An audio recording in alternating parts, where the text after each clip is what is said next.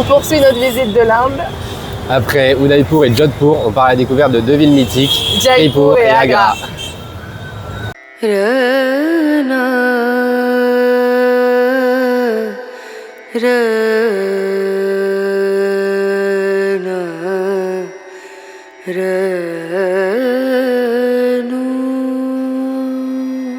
Bienvenue à Jaipur, la capitale et plus grande ville du Rajasthan. Avec ses 4 500 000 habitants, on la surnomme, enfin pas nous, mais elle est surnommée la ville rose.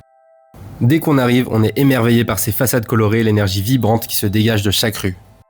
Impossible de passer à côté du Hawa Mahal, le palais des vents. Avec ses centaines de petites fenêtres et sa façade rose, c'est sans doute l'image la plus emblématique de Jaipur. Un peu plus loin, un autre lieu magique apparaît au détour de la route. Le Jal Mahal, le palais de l'eau. Posé comme en lévitation au milieu du lac Mansagar, ce palais semble flotter dans un décor paisible entre les collines et les reflets de l'eau. Il servait de résidence d'été au roi Rajput lorsqu'il faisait trop chaud. Mais ce qui nous a surtout marqué, ce sont les expériences un peu plus intimes, loin des foules. Grâce à notre chauffeur de tuk-tuk, on a pu découvrir un petit temple encore préservé des touristes, le Shri... J'aimerais pas le dire, donc on va vous le mettre à l'écrit. Puis, il y a eu un moment inattendu pour nous, une visite chez un tailleur local. Dans sa petite boutique pleine de tissus colorés, nous avons choisi les étoffes, discuté des motifs et regardé les gestes précis de son savoir-faire. Le lendemain, une chemise et une robe unique prenaient vie, faites sur mesure, rien que pour nous.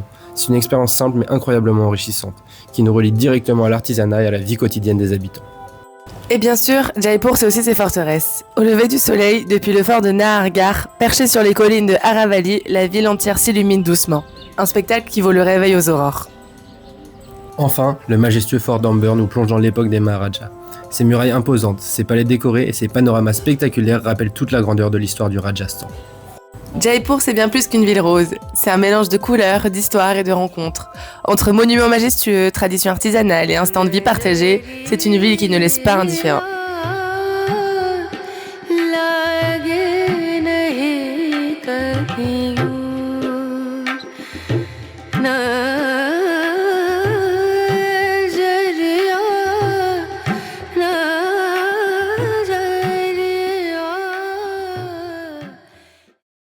Après Jaipur, direction l'Uttar Pradesh, où sur les bords de la rivière Yamuna se trouve une ville qui fait rêver des millions de voyageurs autour du monde, Agra.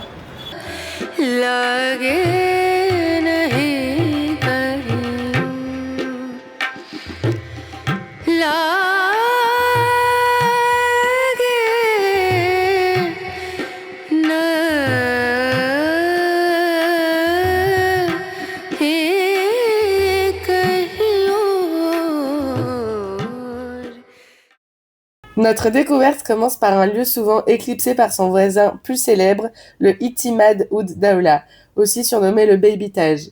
Dans ce mausolée en marbre blanc, on trouve de magnifiques incrustations de pierres précieuses. C'est vraiment un très beau bijou architectural. Ici, l'atmosphère y est plutôt paisible, presque intime. C'est loin de la foule et du bruit quotidien de la ville, donc c'est très agréable de s'y balader. On peut admirer tranquillement celui qui a inspiré plus tard la construction du Taj Mahal. Puis vient l'incontournable, le Taj Mahal. On a beau l'avoir vu en photo des centaines de fois, rien n'égale de le voir en vrai tant il est imposant et majestueux. Ses reflets changent avec la lumière du soleil. Du rose à l'aube au blanc du midi jusqu'aux nuances dorées du coucher de soleil. Un monument qui ne laisse vraiment personne indifférent.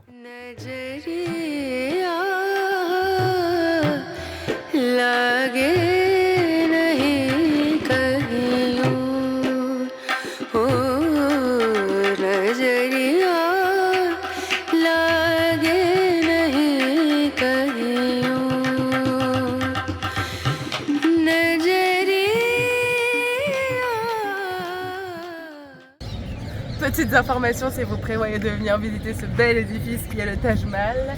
Sachez qu'il est fermé tous les vendredis et notre recommandation c'est de vraiment venir avant l'horaire d'ouverture pour éviter toute la foule et pouvoir profiter de la tranquillité de cet endroit. Mais Agra, ce n'est pas que le Taj Mahal. Le fort d'Agra, ancienne résidence des empereurs moghols, raconte à lui seul des siècles d'histoire. Derrière ces hautes murailles rouges, on découvre des palais, des mosquées et des cours immenses qui témoignent de la puissance de l'Empire.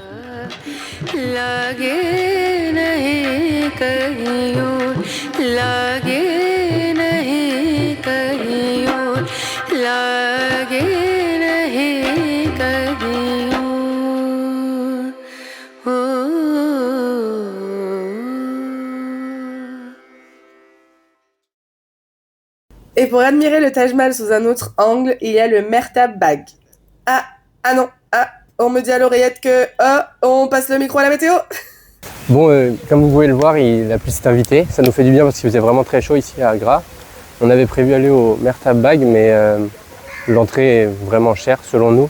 C'est 3 €. En plus là il pleut, donc on n'est vraiment pas sûr de voir un coucher de soleil. Donc on va vous mettre quelques images quand même, mais nous on va retourner à notre logement où on a une belle vue du rooftop. Je pense que vous l'avez compris, mais pour être sûr à 100%, je vous le répète, Agra, c'est un mélange d'histoire grandiose, d'amour éternel et de beauté architecturale. C'est vraiment une étape incontournable de notre voyage en Inde qui rappelle à quel point les monuments peuvent raconter bien plus que des pierres et vous feront voyager dans le temps et vous transmettre des émotions.